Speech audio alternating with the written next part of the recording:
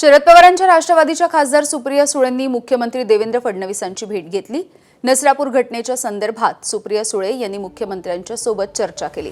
राजकारण बाजूला ठेवून सर्वांना एकत्र येण्याची भूमिका मांडल्याचं देखील सुप्रिया सुळेंनी भेटीच्या नंतर सांगितलं आहे।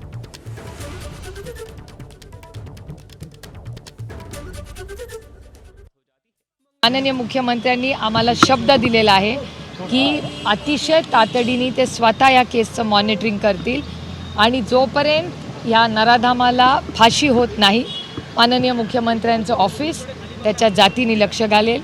मी आमच्या सगळ्यांच्या वतीने मी माननीय मुख्यमंत्र्यांचे मनपूर्वक आभार मानते।